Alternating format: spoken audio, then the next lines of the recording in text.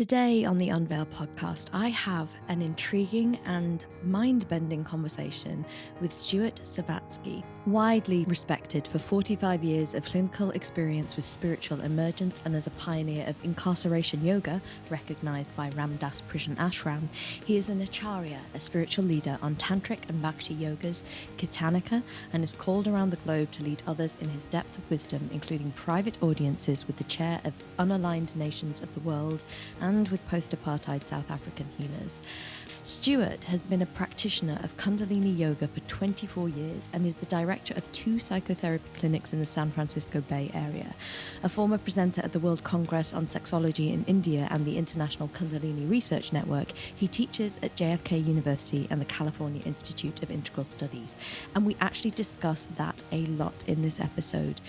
We also discuss what Stuart believes that the current leaders of thought in personal development worlds are getting wrong, including names that you will recognize: Gabor Maté, Stephen Porges, Peter Levine. We discuss a different lens through which to look at all of this personal development and personal growth work. And that lens, for Stuart, is authentic Tantra from the original traditions. Stuart has a wealth of history in this world, and it's very fascinating for somebody like me who's very Western-minded and has a lot of opinions about what Tantra is. But as Stuart shares within this episode, we are only at the beginning in the way we talk about Tantra in modern society. The potential in this links so strongly to some original studies that I took in human design about the way the world is moving. And I think you'll find this a fascinating episode to really change your perspective about what's happening, what's coming, and how we can offer solutions to the destruction and the devastation and the polarization and divisiveness that we see in the world right now. During this podcast, you will hear my brain try to keep up with the expansiveness of Stuart's and how he's looking through a different perspective of consciousness and the majesty of humans and where humanity can truly evolve instead of focusing on the problems. I was truly intrigued by this and sent messages to many of my colleagues the moment Stuart and I hung up. I would love you to join in the conversation. If you are not currently part of the Unveil community, come and join us there and chat about the podcast. It's what I set this up for. Head to unveilcommunity.com. You have to fill in a few questions, but that's for metrics for us. We will let you in and you can join the conversation. But for now, please listen to and enjoy this conversation with Stuart Sovatsky. Stuart, thank you for joining me today on the Unveil Podcast. I am really excited to have this conversation with you because we could probably go on for hours in terms of your history, your experience, the things that you've done in your life. And we spoke briefly a couple of weeks ago, and I was just blown away by not only where you come from and the traditions you have within you, but how you're bringing those to the fore in kind of the Western world. So that's the landscape that we're going to go through today. But can we just start? Do you want to just give our listeners a flavor of how you serve today? What is it that you're doing? What's your passion? And what are you bringing alive in the world at this moment in time? Well, it's a beautiful question. And when you ask it, you're asking it to me in basically the 50th year of my work life, semi-retired. But I would say that I think of what I'm going to now name is the culmination of many things that we may get a chance to talk about. And if any of your listeners are over 60 or 70 years of age, they're in this position in life where decades have been piling up. And so of experience, and in my case, many firsts, which we'll talk about later. But so right now, if I race to the end, I have done enough Sanskrit translation and enough study of human sexuality and family therapy, from young to old, different couple relationships, dating relationships, long-term marriage, people becoming pregnant and being joyous or being very kind of troubled by it, all kinds of situations that happen in couples counseling, family counseling. So it's like 40,000 hours. I forgot if it's 4,000, 5,000, I can't remember now, how many clients. So all of this is background, including some very severe situations. I thwarted a profiled shooter, which took a whole year, and we never talked about guns, or I just admired him every time I saw him until Mm. he finally broke into tears about what he had been thinking about without any threats of police or anything. So I had a wide range of experience. Mm. And like I was introducing what I'm now doing the most with, I would say in two areas. I'm trying to pass on the clinical methods that I used for three areas. Certainly this shooter situation, because it's in the news in America so much, that Mm. I was successful. I got an award for it in Berkeley, California, which is a liberal area which is very concerned about guns and so on. So I have a lot to say about that that's unique, and including suicidality, which is much more common. It's sadly common, but even Mm. more common than people trying to shoot other people. Yeah. And then divorce and relationship breakups. I got very proficient at. It's the simplest thing. I just ask people what they love about each other, even if they're talking to lawyers, and they Mhm. start reviving what they love, and then things become a lot easier to solve their problems. Yeah. And my colleagues don't do that. They meet where they're at, and they're not in a creative place. Things only go downhill. So Mm. it's a very simple modification. But what I'm hoping now to do is, in the clinical area with homicidal situations, which I'm comfortable with. Mm. I don't mean that they're always. I don't want to overstate it. It's very frightening and very dangerous, but Mm. I'm familiar with it. I'd like to pass on what I know. Yeah. I'd like to pass on what I know about suicide, which is slower moving, but Mm. it's also very dangerous and poignant. Mm. And my colleagues in trauma, I think, are going the wrong way. Mm. They believe by talking more and more about the trauma or the hard aspects of life that that's the sole method Yeah. of healing. And I have a Princeton degree. I don't have to think at a lower level. I was trained at a very high level of how to think, and I can see where they're coming from. They're doing what they've been trained, and I have a way bigger contribution to make than the famous people I won't name Mm. about trauma treatment and how to give people a life worth living. They Mm. don't know how to do it. It involves very simple things. Like right now, I thank you for having me on your show.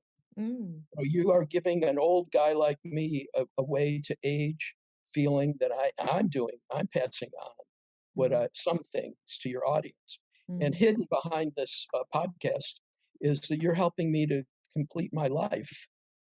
Mm. So you may thought that you were, receiving this interview, but you're giving me 10 times more than you would imagine. And when you're 70 plus years old and anybody asks you to tell them about your work, you're going to know what I just meant. Mm. And so this is the kind of thing I do that nobody else that I've ever met. And I've been all over the world. In India, I've done projects with the Dalai Lama office. I'm highly regarded. And I watch the keynoters at conferences. They never go into this kind of gratitude about this. So that's just a little glimpse of detail that is way more powerful than my colleagues who are very interested in agony and the Mm. and the agonies of life and giving people. They think that healing will come by going over and over, and if some coming out of privacy and out of loneliness, but after that, starts to be what we call iatrogenic, or it causes problems in the efforts to heal. Mm. So that's a little editorial on the side of what Mm. you're helping me get this word out. Now, let me Mm. just switch for a moment, Mm. because the whole other area that I was in my career is in religious studies. Mm. And at Princeton, I majored in philosophy of religion in 67 to 71, a long time ago. And we had no idea that meditation and yoga would be anything. It was like a oddity back then. The Beatles were doing it, but that was about it. Yeah. And there was no classes. I'm a bit of a dinosaur. I'm going way back, and it wasn't until the '90s, 20 years after I took my religion degree, that I started noticing that there was an audience for publications, teachings on Eastern religion, whether it was Buddhism or Tantra and yoga. And I became a yoga teacher and got involved with yoga in a big way, and got involved in spiritual emergence, which is when people, with some of these awakenings, are not so simple. And I was in the founding levels of that whole movement of spiritual emergence, very first ever, with Lee Sanella was one of my mentors. So, this other area has to do with religious studies, particularly with India. But then more and more specifically, I'll really jump to the punchline because it's so shocking.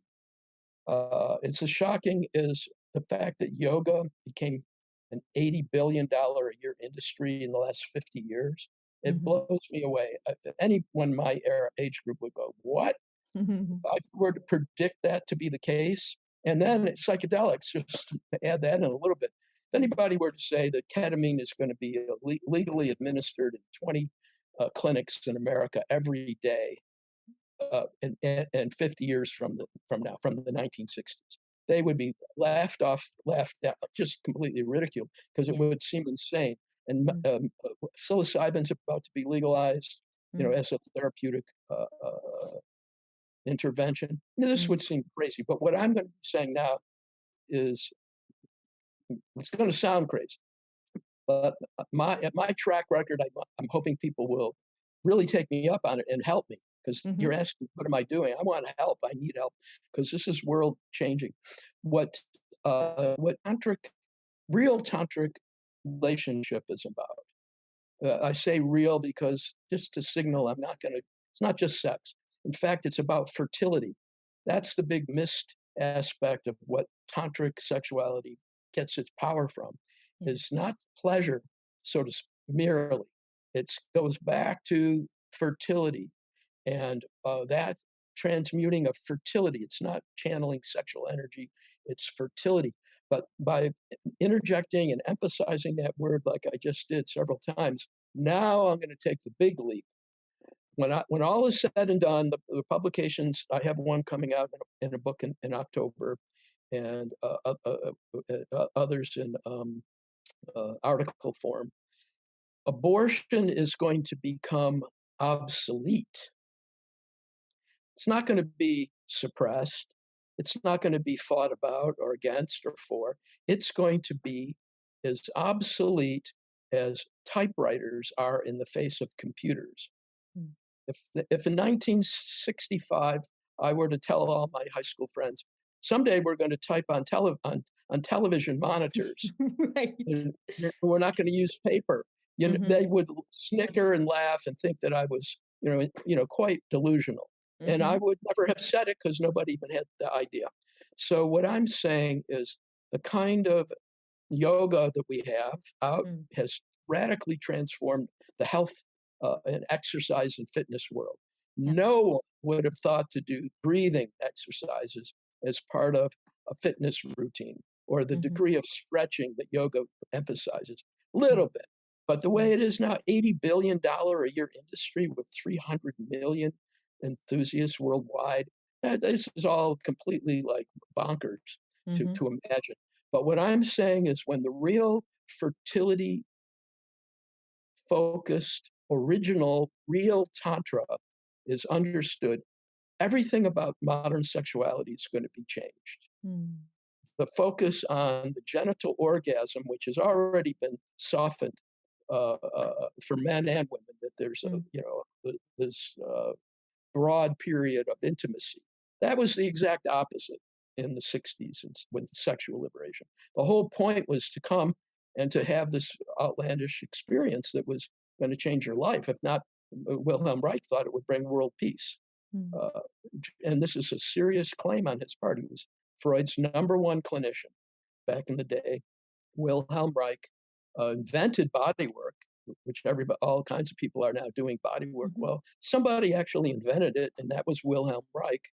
And the same guy said, that if you don't have an orgasm, you're going to become neurotic, if not psychotic. Now we have Tantra. And I was in on the ground floor. I would be laughed at, giving papers on this in the late 70s.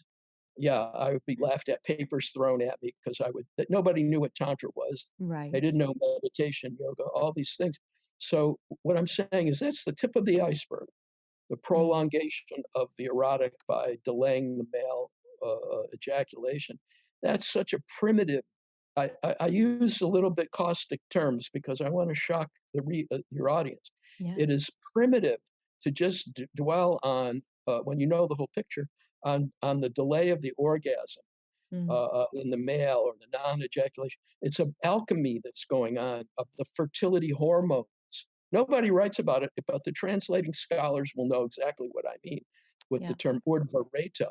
Urdhva reta is the core of Tantra. It means we would say, uplift or cause the seed, the fertility to blossom. What does that mean? That means that there's a puberty of the pineal and hypothalamus of the brain centers. This is where meditation occurs. It's not just steadying the mind. It's a profuse secretion of serotonin, kinds of melatonin, all these chemistries that change the substrate of consciousness. What I'm saying, and your identity changes. Are you a self? Are you a no self? Are you a soul? That's like when you're a teenager. Yeah, we're not a little kid anymore. We're establishing a new identity of an ego, they call it. This happens again. I can talk on and on. I'm going to pause in a moment because I'm putting out a lot of content. But what I'm saying is when all that I've kind of sketched out a little bit is understood about real Tantra based in fertility that gives rise to a puberty that happens in the whole body, the spine. Eroticism is taken to a level that the modes of sharing never risk pregnancy, and the bliss is superior. The bliss is superior. It's hard to say because we're not supposed to compare, but I'll tell you, I'm going to compare because I don't have that much time left. Maybe I'll be alive another 10 or 20 years, hopefully. But I'm not going to be too subtle if I can really awaken some people. It's better. It's just like it's the difference between a psilocybin or LSD and having a beer. Beer or a glass of fine wine will be wonderful and romantic. A glass of Chardonnay or red wine is a beautiful, wonderful, warm, romantic feeling. But anyone who's done LSD or psilocybin or ketamine, and I'm just making an analogy, I'm not making an accurate claim, there's the difference of the high.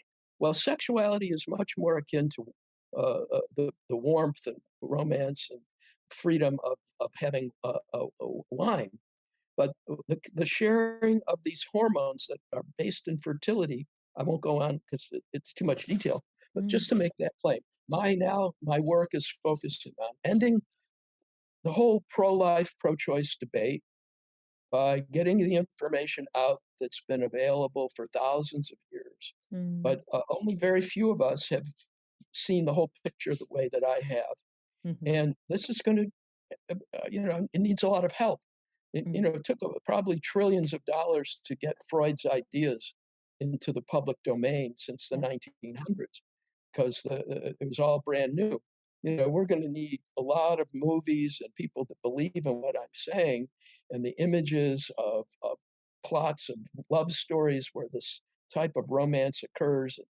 People are going to see what I'm talking about because books will only go so far. And what I'm working on is every interview I have, I try to say this is the golden ring of cultural world change because what we'll deliver is a species-wide DNA consciousness, meaning the nationalisms that are raging and even causing war in Ukraine and Russia right now, these divisions of national identity, it's going to be evaporated because you'll feel the DNA makes us all one family. DNA is fertility. And if we're blocking fertility, which modern sexuality for heterosexual people is completely based on contraception and abortion, you can't have a modern sexuality. That's what we're seeing in the Supreme Court in America, is you can't have free love the way Freud established it, but at an immature body. He didn't know any better. it's all based on the teen level of maturity. The spinal awakening, Kundalini, if people know that word, it's just the beginning to be all revealed.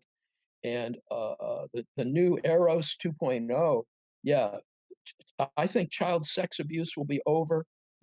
People will reconnect with what a baby even is. That's all got lost. The gender strife, the Me Too movement, all these problems are based on Freud's very limited theory. You know, Thomas Kuhn, he talked about paradigm. He said when a paradigm starts showing its limitations, you get lots of problems because the paradigm is still functioning, but people don't know any better. And so we see abortion, we see it's the country of America torn apart. We have the gender strife, Me Too movement. We have sexual abuse, trafficking. It's like chaos. But when fertility is returned and everything else I haven't talked about, all these problems 10, 20, 30 years into the future, people will look back. It's my hero and my supporter, Michel Foucault, who has been interested in my work since about 1977. Wait a second, 1981 is when we corresponded.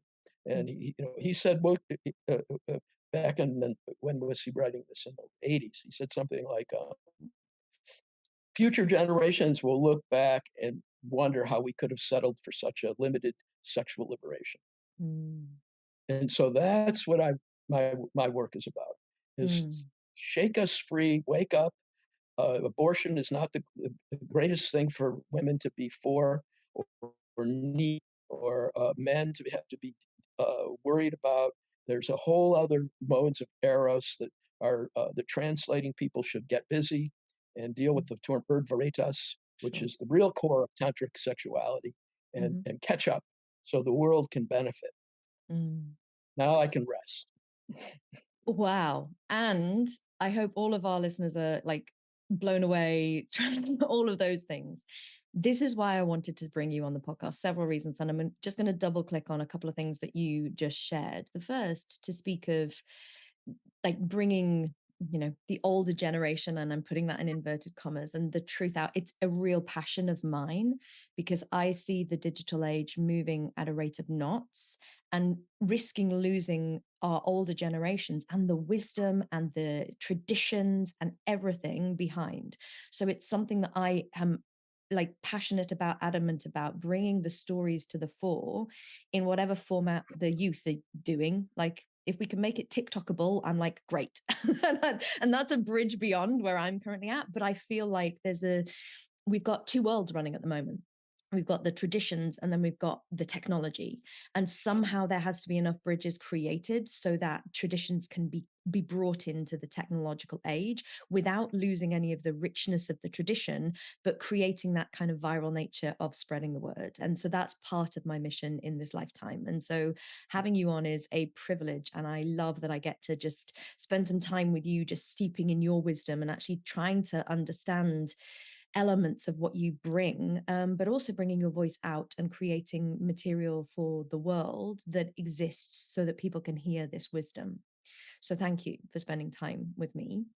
But the second thing I wanted to share is that when we spoke a couple of weeks ago, and you were mentioning about this change of sexuality and this change of the way we relate, actually, I have a landscape of understanding for that, which comes from my human design background. So in human design, and I've mentioned this a couple of times on the podcast, but essentially the founder of human design always said that the way we are relating and intimacy would break down actually in 2027. It's not aged to the specific, there's a moment in time, but essentially exactly what you've just said about the paradigm from Foucault's understanding and concepts was exactly what was shared as this kind of transmission and this wisdom, that the way that we relate, the institutions, the everything that we're kind of dealing with now is in that process of breaking down, so that different ways of relating are going to come to the fore. And I'm watching the problems. I'm watching what you mentioned about the gender crisis, the abortion debates and pro-life debates versus on all of that. Now living in America, it's kind of even bigger. But also in the UK, we've just appointed a cabinet where 2 women are anti-abortion. And it's like, oh, there's something happening. But what I don't see enough of is solutions. And so when I spoke to you and you were like, this is the solution, and it's a bridge for me because there's a whole world that I don't understand. And I was like, this feels so resonant and like something that absolutely speaks to every one of my understandings, including the thought processes about meditation and all the work that Dr. Joe Dispenza is doing in terms of pineal glands and things like that. And I'm like, hang on a sec, there's so much here where there are solutions, but so much of the narrative in the modern world is just pointing at the problems. And so that's another reason why when you started to speak to me, I was like, oh, okay, we need to record this conversation. I need to understand more, because there's very few people, if any, who can actually understand or look at the original texts and the original language and actually understand what that even means and translate it into a way that isn't, I mean, I kept thinking when you were mentioning yoga, part of that $1 billion industry is Lululemon with their bloody yoga pants. And I'm like, this is not yoga. So there's so many things here. So that's part of my just share in response to what you've just said, and trying to tie all those links together for our listeners and to understand a bit more about your history and the genesis of these thoughts and where you've been and the impressive things you've done in your lifetime, as well as where that's leading you to for this vision for the future. And you're so right. I am surrounded by a couple of people who have big projects in their brains at this moment in time, and it's a money thing, and it's a how loud can we shout thing, because the cacophony of media right now is there's so much else that people can tune into, including trash television, crappy films which still play the Disney love story instead of having an actual like sensuality story behind it. And we are still looking at this from the Eros 1.0, like sex for babies plus then all the problems. And so I love this. And so that's just a little bit of kind of backstory from me. But I'm fascinated by that thing that you said earlier on about the Sanskrit texts. How many people can actually like look at the original? Is it just you in the world? Where are we at in terms of how many people are in your world doing similar things to you? Or are you an N of one? No, I've seen this blossoming of graduates with degrees in Sanskrit now have jobs. Back in the 60s, 70s, it was just for personal use. Right. But now there's a cadre. I did a dissertation committee for a while with David Gordon White, who back in the day, now there's many more, he was breaking ground, and Georg Forstein. Georg Forstein was really a mentor as well. He published me around 1986 on this very topic in a book called Enlightened Sexuality. And he, when he passed away, Georg, if your listeners look him up, he's a legend in translation of Sanskrit texts. Not that he hasn't been exceeded by now, but back in the day, he was the first person who knew the language really well and translated 30 or 40 books and became a legend in the history of yoga. So he said I knew more about Tantra than anyone that he'd ever met. His wife told me that because she found it in his papers after he passed away. So that gave me hope, because he's of that group of people. David Gordon White has recently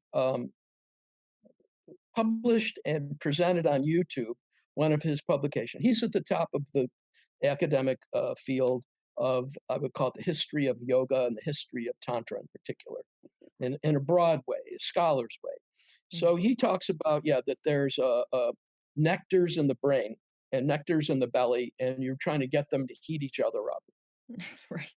And so he's saying, really that he's pointing towards a direction where Tantra is a brain orgasm. And that's where, Mr. Dispenza was starting to talk about the pineal gland. I did my first research on the hypothalamus area in 1970 at Princeton. I did lab research on the hypothalamus of rats with Bartley Hobel, who is the world's most renowned researcher on the hypothalamus, which is the pleasure center of the brain, or maybe the sixth chakra, hard to say. So the physiologists are moving in this direction. We now have HeartMath Institute, which did early research on on salivation hormone, salivary immunoglobulin A, with meditation. And now we have it also with mindfulness meditation and the lowering of aggression, the lowering by watching, doing meditation, you become less aggressive. Your salivary immunoglobulin A levels go way up. Yeah. And this is very critical. It sets the stage, but people have to connect the dots, and that's where I come. Right. Yeah, there's scholars that are learning more Sanskrit. Jim Mallinson's another good friend. Many people, they're, there's an outlet for them. There's an audience for them. But I'm a therapist as well, and I have done the sadhana, which some of the scholars haven't done. So my body is creating these hormones. Yeah. That's why I can be saying a clinical career. Now I'm getting into like a socio-political contribution. But I also, just as a tiny footnote, just to say, I also was the co-founder of the largest green project in Northern California, going back 22 years ago before it was. And how did I do this? Because I believe I have this kind of gathered confidence and charisma that is born of everything that I'm saying about these hormonal changes that take place through tantric practice that I've written books about. I won't open up about those practices too much, but what it culminates in is yes, that there's forms of kissing that get pretty graphic, and hundreds of other forms of connection, which have psychedelic potencies. And that's based in exchange of these modified fertility hormones. Sure. Joe is he's coming close. He's moving a little bit in the direction of brain chemistry, not just EEG, which was, brain waves, alpha brain waves and delta, these sort of things. Because we weren't doing intrusive measuring of blood, but now we don't even have to, use saliva and get a range of hormonal measurements that show, what I'm kind of putting together. Right. And it's so interesting, and coming from a functional medicine background as well, like we assess secretory functions elsewhere. So, and we're assessing the DNA level of secretory, people who secrete different amounts, and then but hormones and neurotransmitters, it's terrible biology to say they're the same thing, but they're kind of the same thing. They're just produced in different places and have different targets, but they're basically the same thing. And so all of these kind of signals and it's like we become very reductionist because it's the Western way of thinking. And I think the Western way of thinking, I think your phrase of catching up is perfect. I think we're finally finding the science to catch up to the stuff that the ancients had a felt sense experience of, which again is another modern term for it's a feeling. But I think we've done this whole loop of getting so disconnected from our own physiology. So we're now using the science to kind of put the physiology back on the table and say there's actually something happening here. And then we're kind of finding evidence. And again, I'm putting that in inverted commas because I'm sure there's people who don't really need the evidence. I mean, I'm sure you didn't particularly need to have the delineation of the biochemical pathways of release to know that it was a feeling that you were kind of going through. But I love that there is that science that's building. So it's not so much that we have proof, but it's so that the skeptics can actually get on board with starting to think in a different way. Exactly. Yeah. It's kind of cool that science can relate salivary immunoglobulin A to compassion. Yes. Kind of, who would think of such a thing? That was in the middle '80s by HeartMath. They were showing videos of Mother Teresa to Stanford students, and then they chose to measure their saliva to see what they could see without being too invasive. And they saw that this immune hormone was way up. So, that means you feel inspiration looking at Mother Teresa. You get a health benefit. Yeah. And that means the medical world is interested, not just the theologians. Yeah. Yeah.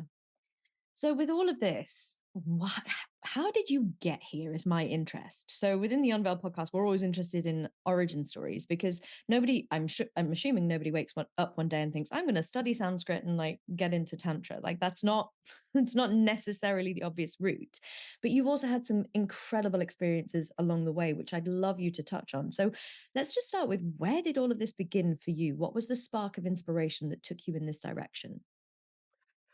Um, well, I was in high school. It's all going to sound pretty old, but Mm. 62 to 67. Mm-hmm. And that was the core era, I would say, of the civil rights breakthroughs. Sure. And so that's what I was growing up in during high school.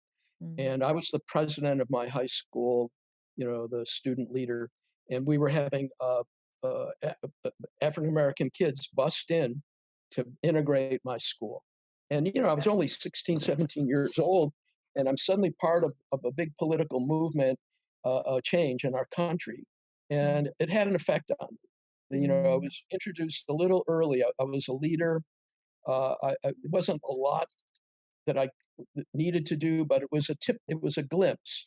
Yeah. And so and then I got scholarships to Princeton, which was I think for the last 10 years in a row, Princeton's the number one university in the United States. Mm-hmm. So it's a different place. There's only there's a handful of places like this where, yeah, you go to college with these people, they become Supreme Court justices. Michelle Obama was at Princeton. Mm. Sam Alito, who's a Supreme Court judge, is a year younger than me. Mm-hmm. You start being around people that they're going to hit the big, they feel confident enough they can participate anywhere at any level and do well, Mm. And so I was surrounded with, after high school, it was more of a working class high school, but here Mm. I'm and I got scholarships, so I was not expecting it. And I Mm. started to take myself seriously in a new way. Mm.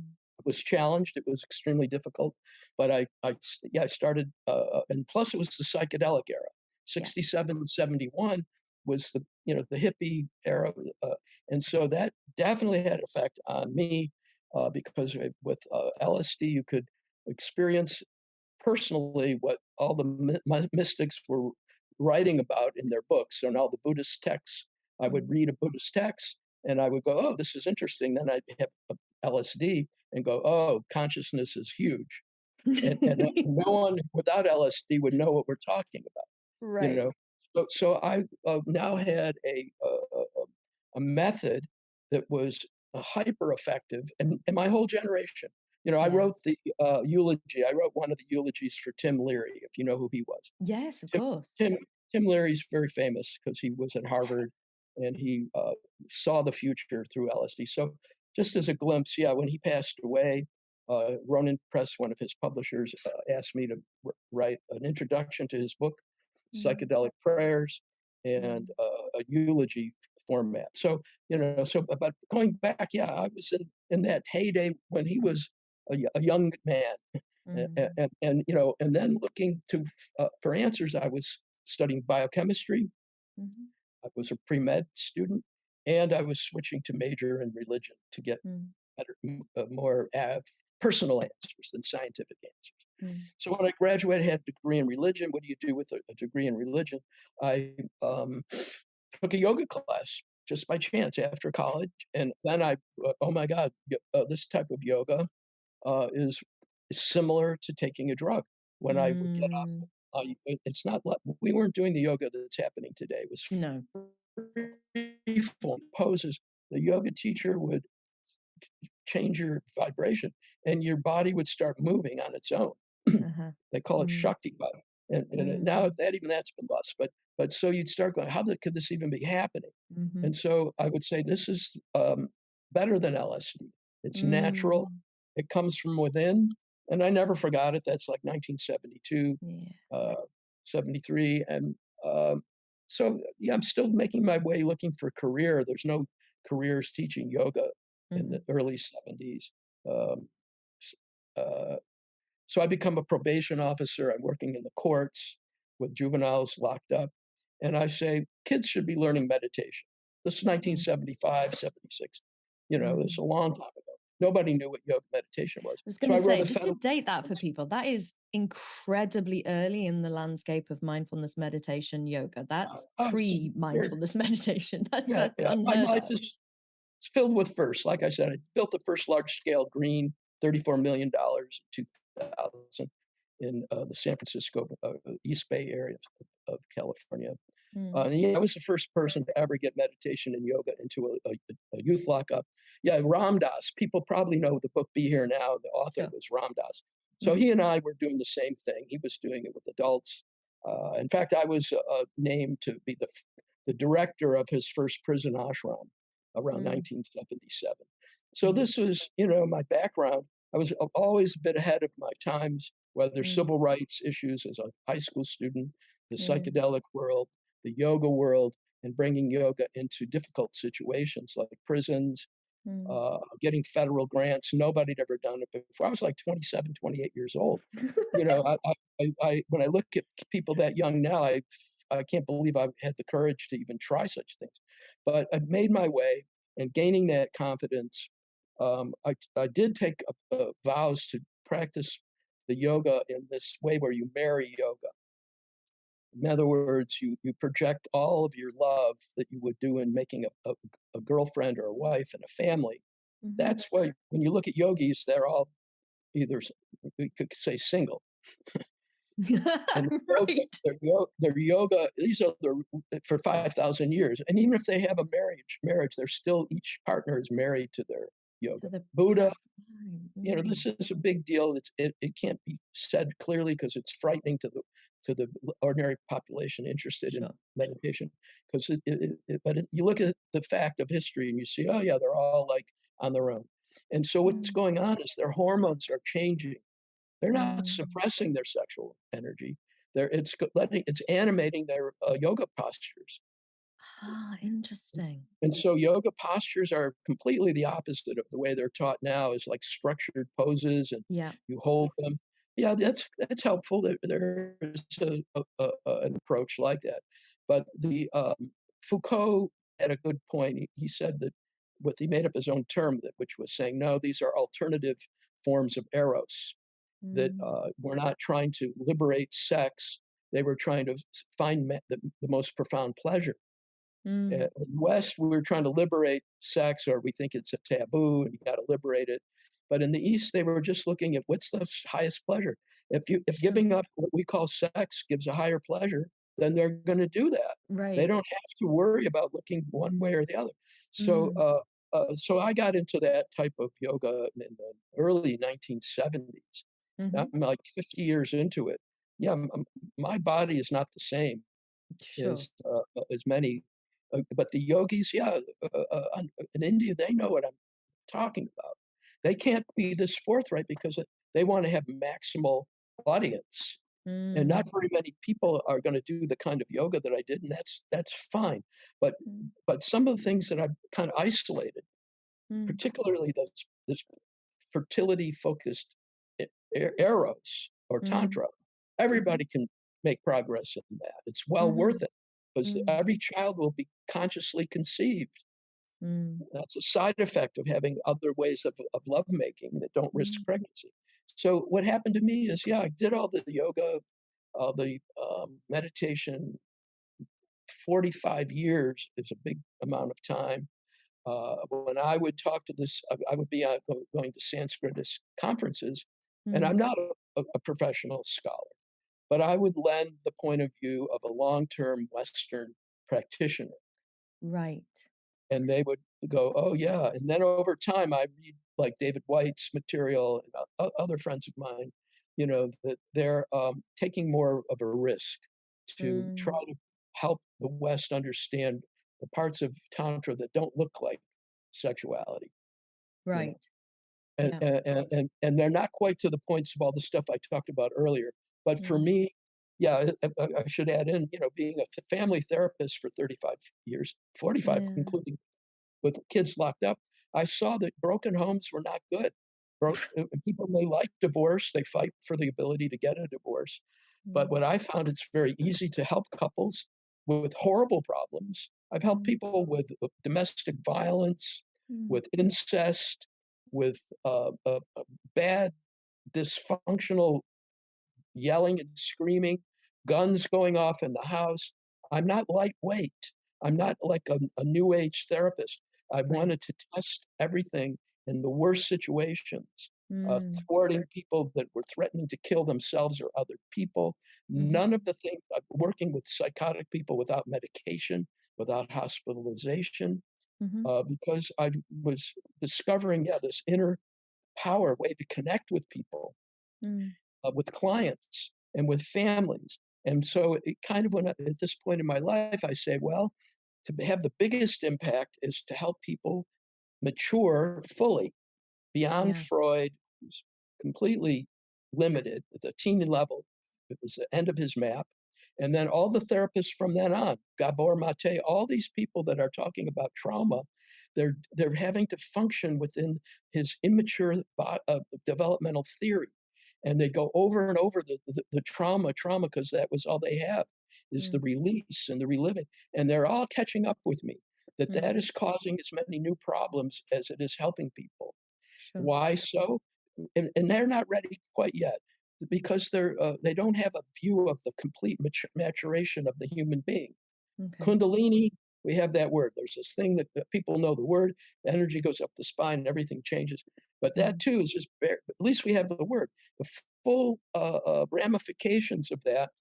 Gabor is going to go. Oh, I have to change everything Mm. because Mm. as if people are immature and they can't get out of their pain, and we got to go through it all. No, you have a much bigger soul identity, Mm. and it's not bypassing. My friend John Wellwood made up the word bypass. I talked to him a few years before he died. I said, John, it's not accurate. And I told him all that I shared with you. He said, my God, I've made a big mistake. I said, yeah, Mm. you made a big mistake, but you didn't know any better. You didn't know the yogic aspects of the bodily maturation. You're a Buddhist. Mm. You only knew about the sense of self. And yeah, we're friends. And so he said, yeah, he endorsed my books. Mm.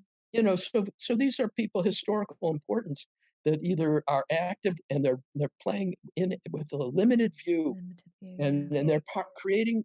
Gabor is doing helping and harming at the same time.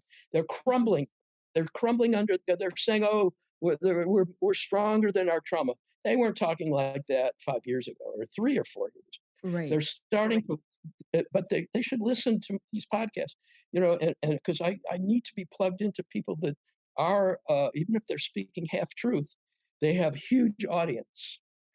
This is so interesting because Gabor is on a press tour at the moment because he's just released this new book, the new myth of normal, I think it is. What I see from all of this is it's still caught, and I wouldn't have phrased it the way you did, simply from a different understanding perspective, but it's still caught within the landscape of we have a traumatized society or a dysfunctional society, and that quote that it's not a mark of health to be well adjusted to a crazy society or a poor society. And it feels to me like it's all still within this myth that suffering is the point, and this kind of If you like don't have any answers, yeah, if you don't have any answers, and if you have like you're dealing with a view of Homo sapien as if yeah, it's like Neanderthals. And sure. that's another way of saying it. The human being is being looked at from a very immature lens. Freud ended his map at the fifth stage called genital primacy of a teenager. Mm-hmm. That's how come Bill Clinton could get a blowjob and almost lose the presidency, because he was living in a Freudian body. You Right. see it over and over again. Donald Trump, people everywhere, these incredibly powerful, brilliant, gifted people are all trapped, and they're the positive side. And Gabor's work, yeah, he's looking at the cultures all, except for the people I'm talking about, that he needs to meet them Sure. and realize that it's just a growing pains. The culture is bumping into itself, and all these issues. We don't worship. We don't even have the concept of interpersonal worship. We may have a little bit about love, but when you reintroduce fertility, you realize that we're emissaries of the source of life. Mm. And then you do, like in India, they still bow to their parents. They touch their feet. They Mm-hmm. say namaste. They don't say hello.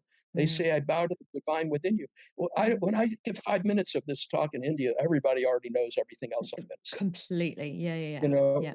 and so people like Gabor, they write these books where there's no answer. They're just diagnosing more of the problem. Oh, okay, so the culture's sick. Great. Now we've made a diagnosis that we have a sick culture. Big deal. He is not reading the books that expand. There's thousands of years of books. The medieval alchemists were talking about lead to gold. That's a hormonal maturation. Rasayana is the Sanskrit correlate in India. When you wake up the tantric people who are all addicted to ordinary sexuality, as far as I can see, they have to have their abortions and condoms and everything because they're not mature. The male prostate has to mature. And we find is another angle of science. The homologous body, meaning in utero, uh, uh, uh, uh, for the first trimester in a big way, we're both male and female. Everybody, Right. this is not Yeah. arguable. It has nothing to do with transgender or anything. No. But what we have to then start seeing is you have a way of understanding gender in a completely new way. That I won't go into. That's a whole other podcast. Sure. Our concept of gender is identity based. It should be based like on reverberation, because gender it's an interactive thing. It's not Cool. merely identity. It's how much Sure. interactivity can be generated. And so the organ, the like, why do I have nipples? My body has what for? But it gets even deeper when we realize that the womb and the prostate are analogous organs, homologous organs in the womb. The female womb is a prostate and the male prostate is a womb. Yeah. Okay, you can say that. Now, what does that even mean? That means the prostate is an incubator. That's like I was saying, delaying the orgasm is very shallow, and they should really become a little more curious. All the tantric people, there's millions of them out there, and they're making a lot of money, and they have a lot of people teaching this sort of stuff. But they should think a little bit more, be a little more humble that they don't know the whole thing. The prostate's not just so that you don't come for an hour or two, but it's where the alchemy, it's the alchemical hermetic vessel that heats up all the hormones and helps it radiate up the spine, cause the pineal and hypothalamus to ejaculate. And that's the gold.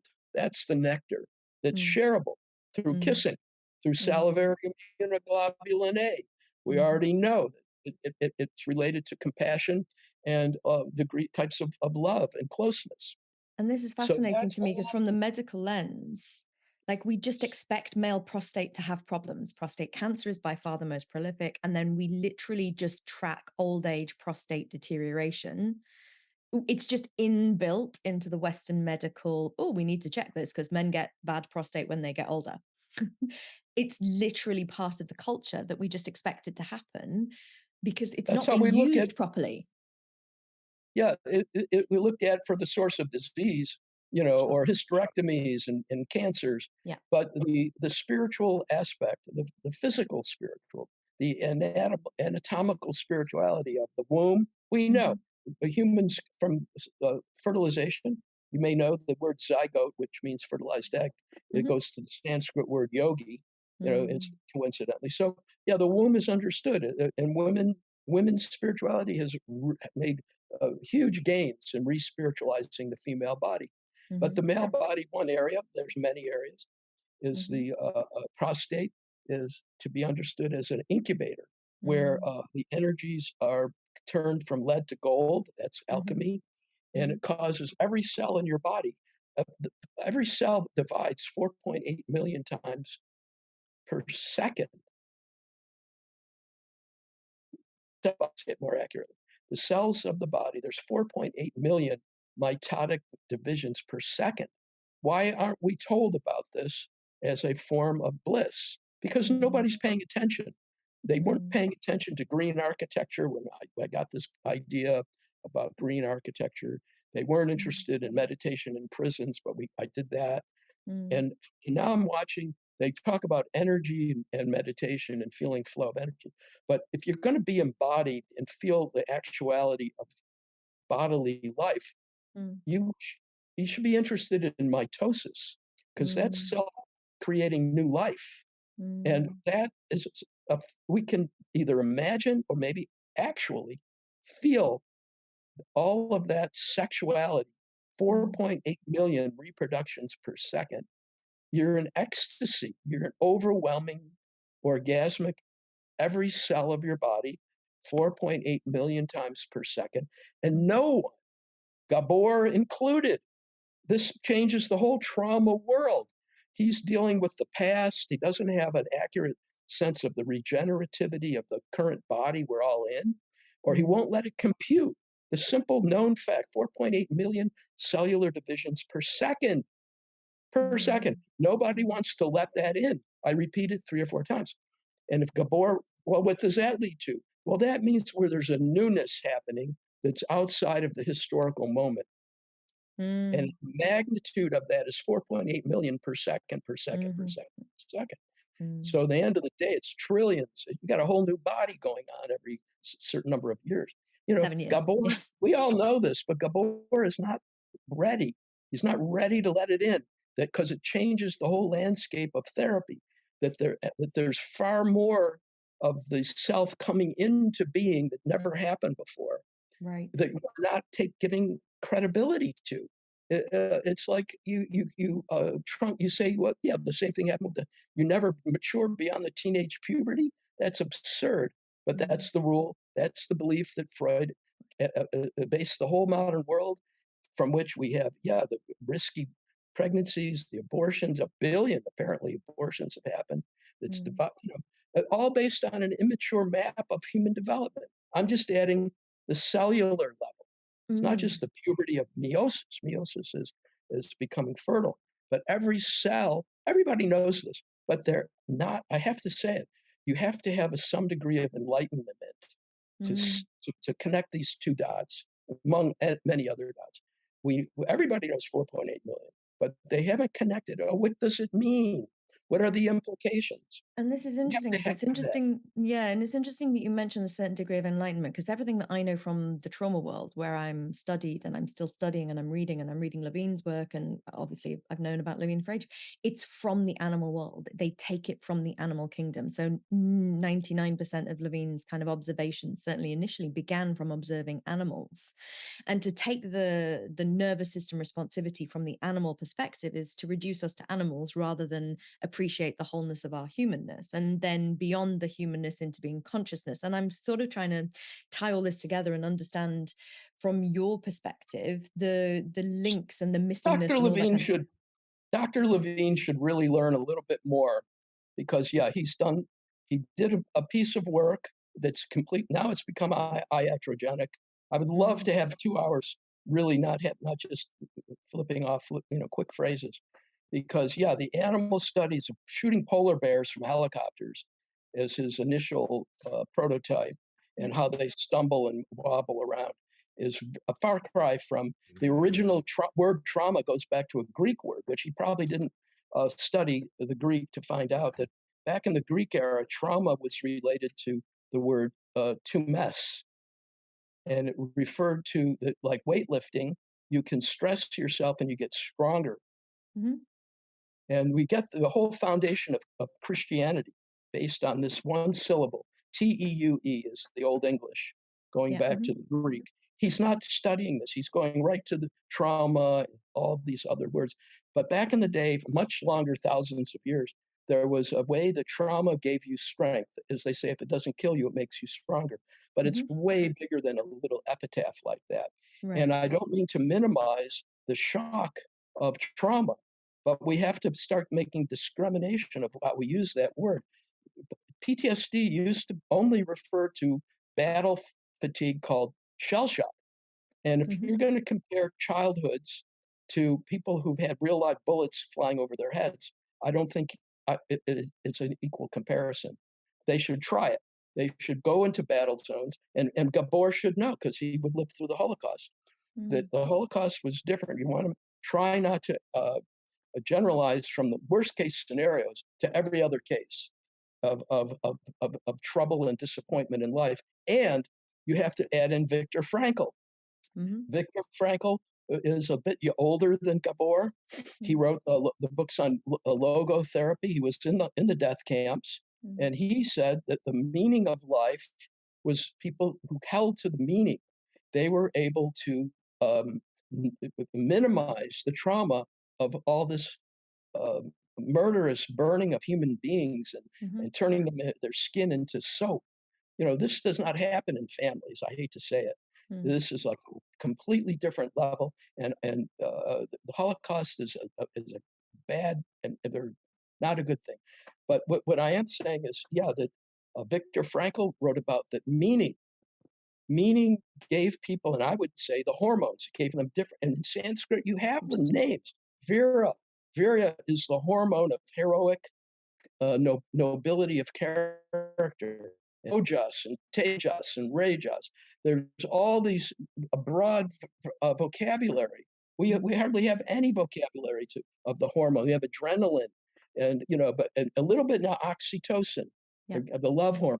But one of the other things that fits into a big breakthrough that I'm publishing on is the so-called fight or flight. Mm-hmm. Fight or flight. That's the hypothalamus again, and now it's been expanded because they like to make things cute. It's fight, flight, faint, or feign, Feign. Mm-hmm. And the animal, it's all animal, that the animal will fight or flight, or will faint like a chicken. If you attack a chicken, it acts dead, or it will fawn. Fawn is another word. It kind of tries to make nice. Yeah. It's all very pejorative. Mm. Medical science, like you said about cancer, they're obsessed with illness and disease. They don't look at the positive potencies. The love hormone is like amazing. That's the first time they've come, as far as I can see, where they were willing to name a positive emotion with a chemical hormonal term. Mm-hmm. So what we start to find out the hypothalamus has other capacities. If it can create oxytocin, it can also create nobility. It can create character, meaning dignity, meaning courage, not just adrenaline of fear. The hypothalamus should be the courage center. It should be the Shiva Shakti Union Center. That's from the tantric point of view, this location. But and then you start to get out beyond fight or flight. It's a simple metaphor, but it has ruined so many lives. That metaphor alone, you either fight and now you got to be a bully, or you got to stick up for yourself, or you run away, you got to be a coward. That's all that the animal studies, and they were very weak, believe me, very weak studies. When I was at Princeton, I did do aggression studies in a lab with rats with DMT, because DMT was utilized by South American tribes to get them ready for battle back in the day. Mm-hmm. So I was seeing how that operated in the hypothalamus of rats and how quickly they would kill. Mm-hmm. But the wake-up call was like, this is all bogus. Animal research that requires killing other animals. I told my professor, I have to end it right now. He gave me a high grade and said, you don't belong in this field. You should go back to religion, where they need you. They need you in ethics. So that's the anatomy of ethics is above the hypothalamus. Right. It's got its own chemistry. It's in the Sanskrit. Virya is one chemical, means heroicness. It's probably a type of adrenaline that Gabor and all these other physiological polyvagal people, they're looking at the body to try to heal it. They're not interested. They don't have concept yet to see the maturation of character that I'm talking about. That's 5,000 years old. It's way older. Character goes back to the Greeks. Mm-hmm. It's fascinating to me as well, because obviously Porges with the polyvagal theory, it does take it on a step to have all of these kind of different branches, etc. But it's still very animal. And I'd be interested in because it's clear from what you've said then that it's not your opinion that kind of we fall to our lowest common denominator animal self, but actually the other facilities we have are the things that we can use to support our evolution and our growth. Would that be an accurate statement? Exactly, Virginia. Exactly what I'm saying is that the humanities are extremely helpful. Walt Whitman he worked as a battlefield medic, where they were chopping legs off and all this horrible stuff to save lives. And he wrote about the love of people. He was a poet medic. Leaves of grass, just to plant a seed for anybody who wants to get like a high level, what we're now talking about. Vision of a saint who had character, and his gender was like off the charts as far as we can tell. And so he's a good example of Ardinari, just to throw that word out. That's just enlightened gender. I won't go any further with it. But you start to see, this you need to upgrade our complete understanding of the polyvagal nerve. It's not just for therapeutic reasons. It's part of the vagus nerve For is sure. a channel way of Kundalini. Mm, But mm. I'll tell you, not the Kundalini that is taught in all the yoga studios. That's a brand name. That's you have to read. I don't know, the Hatha Yoga Pradipaka, David Gordon White, my books, Yeah. and you start seeing things about puberties. Yeah. They're not talking about puberties in the Kundalini yoga classes, but Yeah. Kundalini yoga is all about maturation of the mother energy, Mm, gestation that happens after you're born. Your mm, body keeps developing and it breaks through and it's creating soma. That's mm. the Rig Veda. Soma is the psychedelic brain chemistry.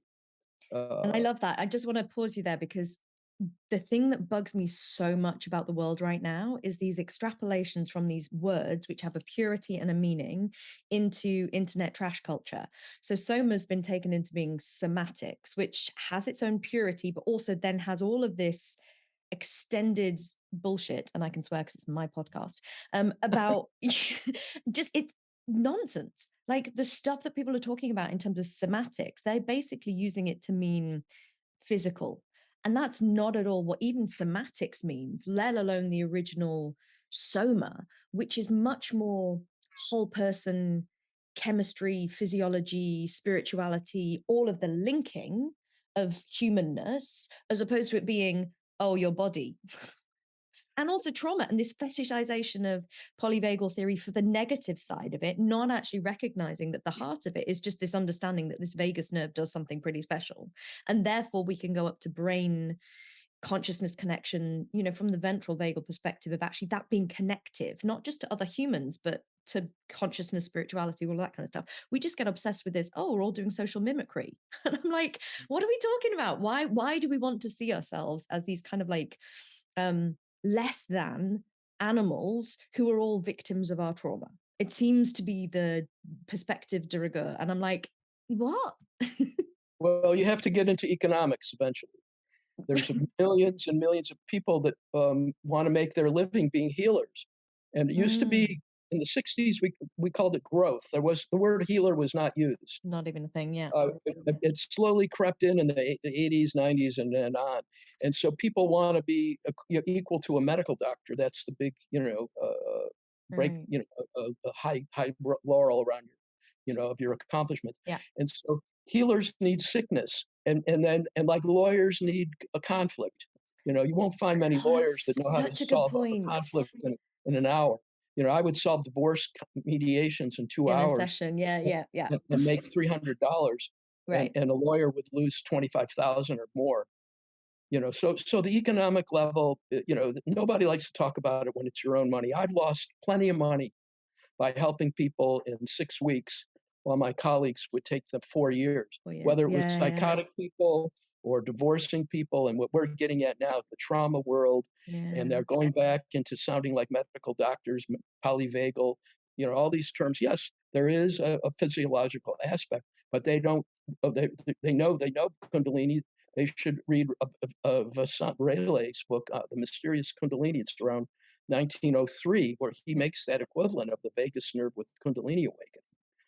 So, but Mm, people aren't digging the history to get all these old books out. Yeah, they're running with it. They get on the internet. They want their career. They want to launch something, and mm, uh, uh, and yeah, generalizations. But from what you're saying, certainly my contribution will really help change things, yeah. because people who want to not be seduced by the big immediate payoff Mm, by marketing what's already out there, or their mm, particular training. If they're willing to be a little critical and listen to what I just said, and then mm, check all my credentials and all of my bibliographies and all the people that would agree with me, and then they're going to have to swallow hard and say, "Oh my gosh, I mm. can't make my money making my clients into post trauma, post trauma, complex trauma."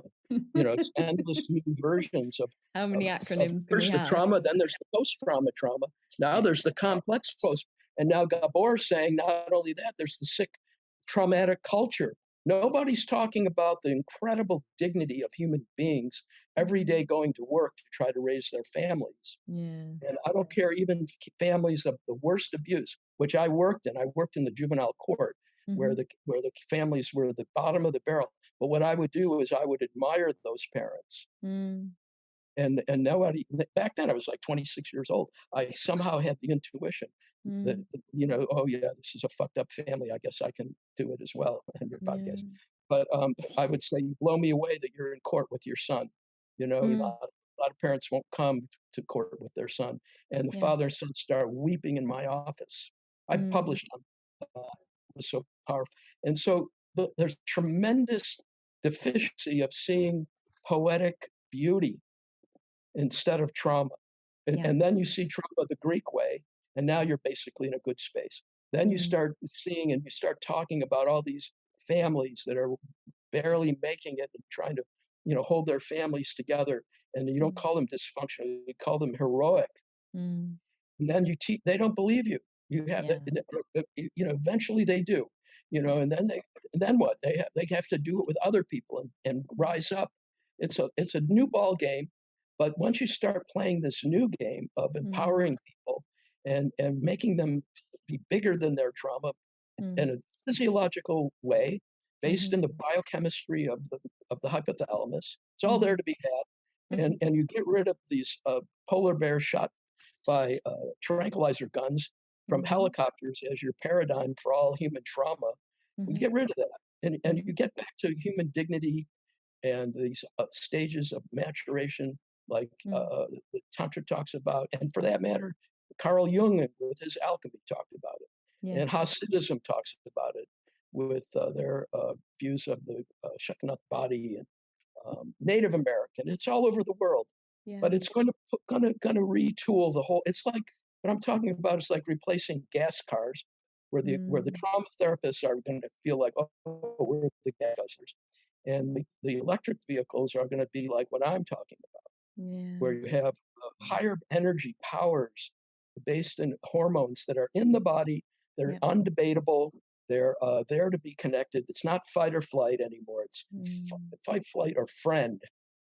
Fight, friend, or even beyond friend. Is Mm. to lead. Mm. And yeah, be creative. All this chemistry is in us, and then Gabor's going to go have a new good job, and I hope he lives a long time to It's do interesting though, isn't it? to Because it's like, I clean up don't know his whether mess. well, and I think that's it. I don't know whether it's, oh, I'll lose my career. It's more, I've got to admit I was wrong for X amount of decades. Well, But the funny sort thing of, that I see is that all these people are like, within their models, they're kind of half acknowledging the truth of what you're saying. Like even in Levine stuff, it's like his phrase is, trauma is what happens in the absence of an empathetic witness. And hidden in that phrase is, it was a need not being met that is the thing, that's the he's real still, thing. you can hear the language. It's all very negative. He hasn't even begun to deal with how difficult it is when a parent meets the need of a child, Mm-hmm. and how much therapy the family needs when a mother says, when you were born, it was the holiest day of my life. It was the Mm. biggest miracle of my life. Then they change the subject. No, I don't let people change this. This is a need way beyond what Gabor and these people have in mind. Yeah. Once you get that, okay, yeah, you can diagnose endlessly. It's an absence of empathy and all that. Yeah. But what happens when you start giving not just empathy, but a high degrees of recognition? And Yeah. I pick a simple one. When a mother gives birth, are you a mom? No, I'm not. Well, moms, you're the child of one. Yeah. When you were born, when you were crawled out of your mother's vagina, it was mind-boggling for her. You were probably one of, if not the, do you have siblings? I have an older brother. Yeah. You have an older brother. So I'm just generalizing that when somebody has a human being crawl out of their body, they realize that God is real. They Mm-hmm. realize that going to work every day is a simple thing compared to creating life. Mm. And that is a state that should be that should be talked about endlessly in therapy, not birth trauma. That was even R.D. Laing, who was heavily into what I'm talking about. But he was birth trauma. To hell with birth trauma. That is, Stan Grof got off on the wrong path. He's generated many hundreds of thousands of people with a medical view of birth and birth trauma and rebirthing trauma. And I don't know, I hope I should be up to date with him more, that he knows how to generate conversations of awe between parents describing the moment of their child's birth to their child who's now 10, 12, 20, 30, 40 years of Right. age. Yeah. And when those kids are having children, they're saying, wow, I now I know what how my parents must have felt when I was born. Yeah. That line of awe never has to end. It's not just the moment of birth. And most parents of newborns, it's a magical time. And what we need is tremendous numbers of books about that and therapies to keep people, young parents, talking about it. Now, this is going to put a huge dent in the abortion industry because it's very hard to add tremendous amount of beauty to the birth process without having an effect on why would people not want it. You're going to have some effect. So that's politics. I've had tremendous backlash because they're not listening to me. They're not listening to everything that I say. They pick their pet issue and then they go up, they blow up. But what I'm getting at is everybody can agree, and from a therapeutic point of view, forget about the termination of pregnancies for a moment, is Gabor's whole theory of trauma changes teaching or needs not being met. Peter Levine, he hasn't even begun to study the huge area of what it looks like when needs are met and how they're met, not given credit for it. Like the tears of awe when a mother sees her own child crawl out of her body. That should be written. There should be thousands of popular books about that by tens of thousands of therapists instead of almost none. And then Peter and Gabor, there'd be a huge literature for their bibliographies that they would go to and say, yes, needs are being met, and we need, and we're not talking about them enough. So that because of Wittgenstein, I have to bring Wittgenstein in because he helped us realize that our lives are a lot about conversation, about communication. And so if you help people talk more about the moment of birth and the awe and their tears are coming out because they're talking about it for 10, 20, 30, 40 year after year. Now they're like feeling like God, Adam and Eve. I don't know. They're feeling like the source of life. We don't do that. We talk about abuse, everything else from the medical model. So and also going we down the line, demonize birth. Like we demon, like as a woman, like I've been told to be scared about the whole birth process and about the challenge of having a child since I was young. Like that's the whole thing. Like we get told that it's a negative thing almost, not that it's a special precious thing. And it's interesting because and I'm also, it's really lovely to hear you speak actually, because I'm training an academy of coach students at the moment, but I'm not training them to be trauma specialists. I'm training them to be really holistic people with the functional medicine stuff and some kind of spiritual stuff and all the things.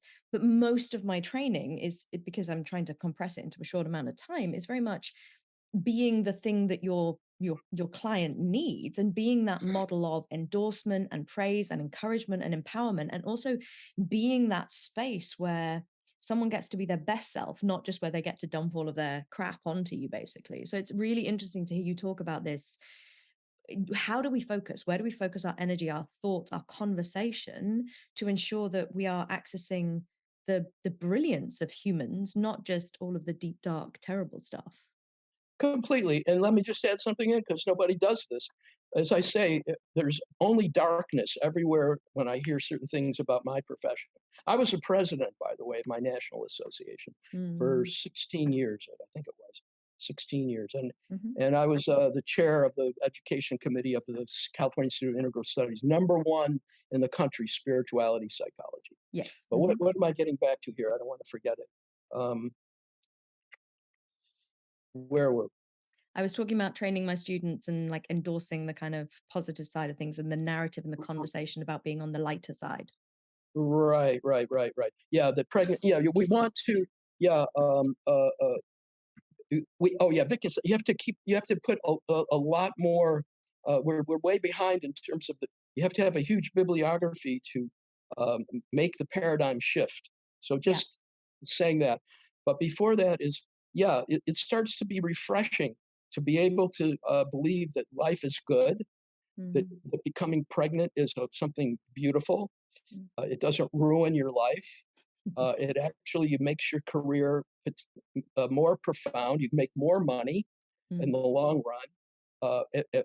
And fathers and mothers can stay together their whole lifetime. That's an important element. Not only is pregnancy fearful, but we've made marriage be fearful. Most Right. kids won't even do it. Yeah. So this is all fake news. It's all bad information. When you Mm. see all the deities in Eastern religion, most of them are married. We don't Mm. have Christ.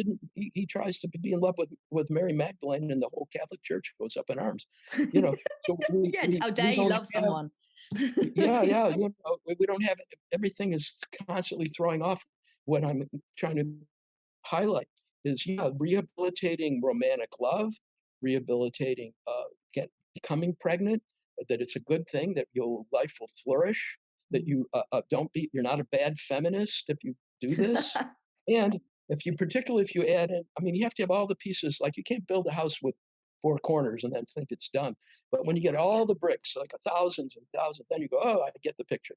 Yeah. So you come back that you have a form of eros that's superior to Mhm. intercourse, and it doesn't risk pregnancy. That means Mm. every time you do have intercourse, it's for pregnancy. And you start realizing, wow, it's an amazing thing to conceive life. And you're crying with your partner. You're co-creating Mm. life. It's not Mm. Catholic. This is a pagan. This is pagan fertility. This Right. is pagan. Yeah. Everybody loves pagan because it's before Christianity.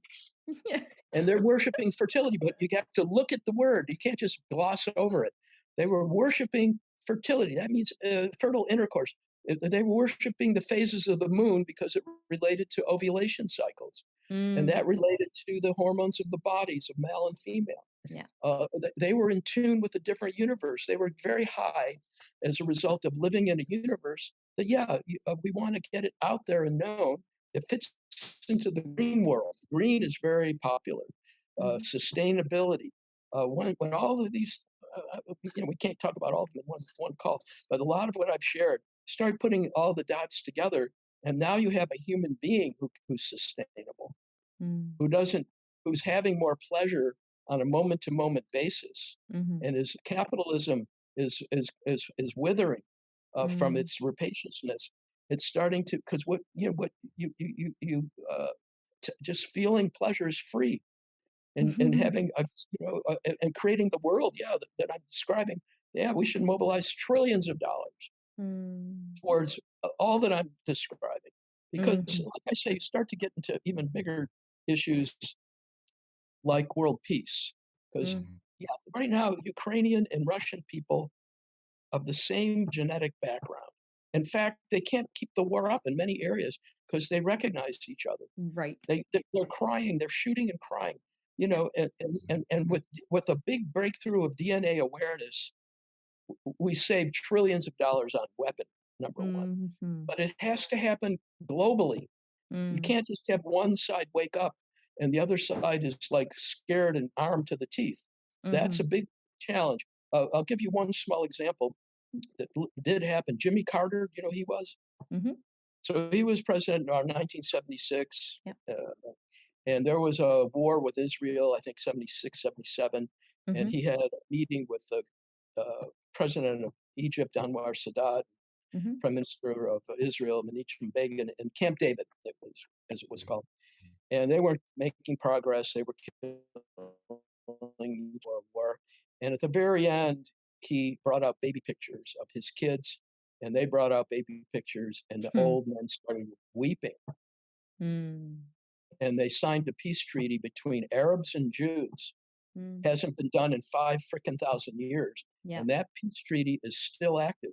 The Egyptian and Israeli cultures are not at all engaged in the ancient animosities. You Mm. trace it back, the catalyst, it wasn't all, but the catalyst was baby pictures, Baby fertility, pictures. Mm. fertility, fertility, Mm. fertility, fertility. The most powerful thing. You and I wouldn't be here if our parents weren't fertile. Consciousness wouldn't be here. It's dependent upon fertility. That Mm. is well known. It's obvious, and we put consciousness too much in the foreground without Mm. being conceived and born. we don't have this conversation. Sure. And you better get respectful and become curious about fertility, Urd Veritas, the complete blossoming of fertility, the pineal puberty. Mm. Stuart, I could talk to you for hours, but we have already been going on for a very long time. I am going to do my level best to track down as many resources from everything you've mentioned, all of the thought leaders and the scholars and everyone you've mentioned. Also, your books, your YouTube lectures on various things. This will come out after your next book release. So we'll ensure to link that book so people can find that and start reading and digging into all of these resources. But just before we close out today, is there anything else in particular that you want to touch on, that you want to share? Any final parting comments you want to leave my audience with? Well, the main thing is the future. I want people to feel they can find me on Facebook. If they want to help, if they're serious and they have passion, and if they have connection, a Hollywood movie will change everything. So any Hollywood producers listening, please get in touch with me. People of significant influence, as they call them, influencers. Sure. I want the highest people we have, from Gabor Schmechtenberger. Is that a guy named? Schmechtenberger, yeah. Mm-hmm. Daniel Schmechtenberger. I just learned about him, and he's someone who should meet me, because he's of that younger generation. I'm sitting in Austin, and a lot of people around here know him. So I will try and do my level best to network that to happen and get this podcast conversation out there. Dr. Dan and I, we talk the same language. Sure. And so, anyone that wants to help or just say hi, they can say hi to me. Look me up on Facebook. Wonderful. And we will link to that in the show notes. Thank you so much for sharing your time, your wisdom, and your positivity with me today. I sometimes live in this world where I get a little bit negative about the future, and just listening to you speak is really reinvigorating. And it's not just you speaking. I can tell the embodiment of these chemicals, but also this passion in you for humanity and consciousness and how they bridge together. So thank you so much for sharing all of your wisdom, time, and energy with me today. You're very welcome, and you're an amazing interviewer, because you brought all this out. Thank you. Thank you. Thank you. Well, wow, right? I still don't know what to make of this conversation. I feel like I need to update my thinking, but I was really inspired by what Stuart shared. If you are inspired by this, please go find Stuart. We've linked to everything that we can in the show notes. Please read his books, watch his YouTube. It's an incredibly interesting way of looking at this, and it really transforms this wisdom and gives us a different perspective with which to view the future. And you heard Stuart make various requests during this podcast to have conversations with people. If you're listening to this and you know any way to get to various thought leaders, spiritual leaders, all of the people who are currently dominating the narrative around trauma, who you feel might want to have a conversation with Stuart, please get in touch with me or Stuart directly. Especially my Texas people. If you are here in Austin and you are listening to this podcast and you feel like you might be able to link, I am thinking of getting Stuart over to do some panel discussions, and that would be a very interesting thing to bring to the Texas community. So if you know anyone or you want to be involved, please send me a message, email us podcast@unveilenterprises.com, or find me on Instagram. With that, all that is left to say is that if you have found value in this podcast, please like, share, subscribe, send to your friends, and do, if you feel so called, please leave us a review on Apple Podcasts. They do make a difference, and we are ramping up our production, including our production values and the guests that we're getting on our podcast. And it would be really wonderful if we could come higher up the listings in Apple so that more people can hear what these amazing, amazing, wise teachers have to say. Okay, with that, all the links that you need are in the show notes, and I look forward to being with you next week for more of the Unveil Podcast.